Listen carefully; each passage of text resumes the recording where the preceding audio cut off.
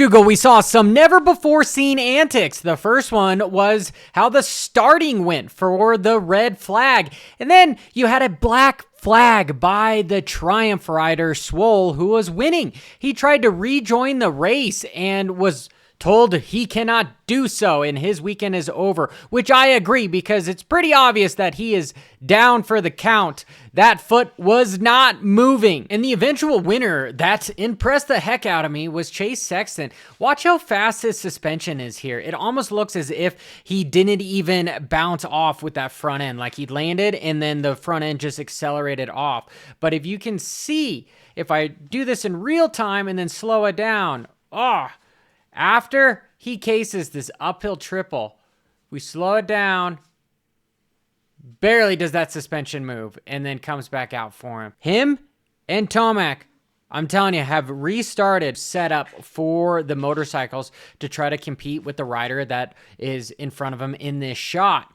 And here, Sexton is the only rider besides AP, the only manufacturer KTM to pass the Honda boy. And look what he does. Just hauls ass through these whoops. He gets to the inside of him. But Jett, as good of racecraft as he has, he ends up just fighting back instantly and makes it difficult for Sexton. But if I continue to the eventual winner, Sexton, watch what he does here.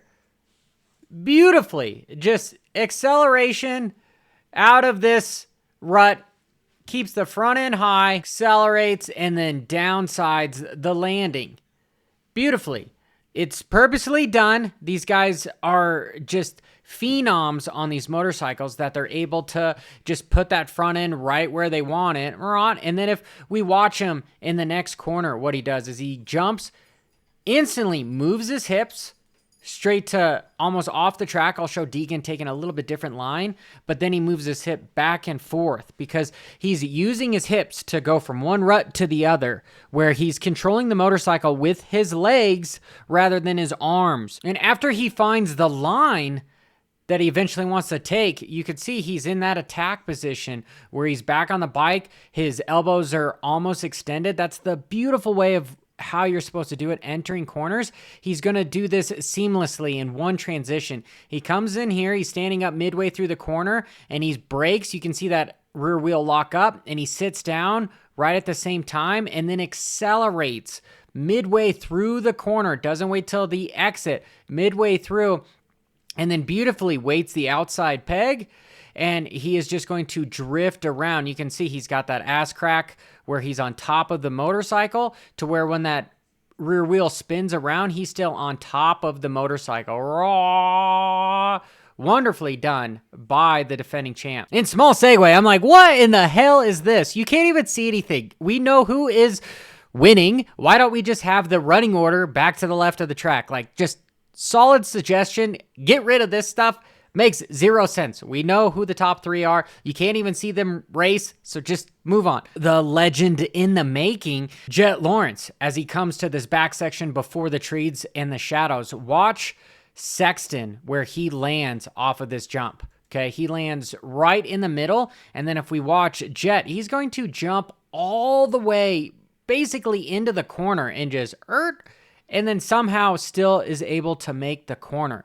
But it's just something that it's the minute things that Jett is doing. Even though this race, it appeared that Sexton was close to having his number. The second moto is really where all the marbles are, and Jett won, but he did finish third in that first moto, which ruined his win streak as far as the overalls this year. And it was weird because that first moto, it seemed like he was having a goggle problem because here, jumps over, he's trying to rub the dirt off of his goggles, and then he continues through the bottom, and then this next jump here where you would normally grab a tear off, he does the same thing where he's looking at his goggles, rubbing his eyes.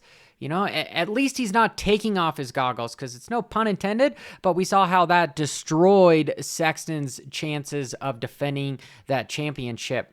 And here, finally, he just takes off a tear-off after 3 times. It was like, were you trying to save tear-offs? 3 laps to go. So for that, kind of going, what was going on? It doesn't make sense because if you had extra tear-offs, why would you spend all that time doing that? But the important thing that I want to show you here is watch what he does after these little antics, okay? He lands, okay? He's got that pointer finger on his clutch lever and his brake, and he's not braking.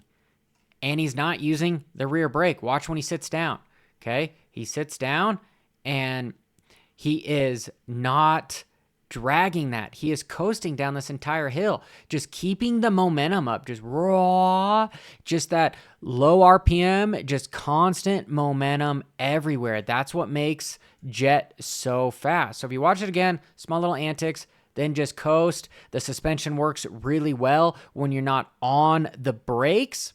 And if we move to Tomac, Tomac has just this like slot car type, just accelerate, drop the hammer. Watch what he does here. He's going to blow up this berm, and he's going to switch that ass end around, and he's going to try to move to the inside. But he blows it up.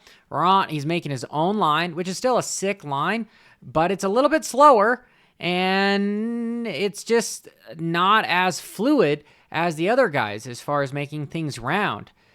It looks super cool, and he's definitely throwing more dirt than the other guys, and he's making a new line. He's having less surface area to cover, but it's just slower as these guys are getting away, and Tomac is just trying different things. But if I move back to how fast this Honda is, this individual right here, look at this. Just one bike length, 2 bike lengths, and just a straight-up comparison. And I did this last weekend as well with the Star Yamaha, but this is Chase Sexton's factory Red Bull KTM. Watch Hunter just slingshot around him. Just 2 bike lengths instantly. Those Hondas are so fast. It is a perfect package. They literally have the best bike on the paddock right now. And just coming up this giant hill, we can see how fast these guys go and how much they just instantly, from the very top, just surf over the top. Which, yeah, I mean, I wish I could have gone, but I'm waiting to have a baby here, so I'm trying to stay close to the family. But man, just hauling butt up this massive hill and then just letting go and letting the motorcycle float, that has got to be a unique experience, to say the least. Woo, woo, woo. Just super special, because it's something where you're coming up the hill, you don't know what's on the other side, and then you just float over the top. That is super cool. You float for 20 feet.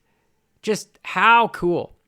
Deegan. Shimoda had his number in the second moto, but I did like the lines that I saw from Deegan here. At the bottom of the hill, this is where Jeremy Hand's motorcycle potentially could have taken out some fans. Hopefully they didn't, but I'm somewhat digressing.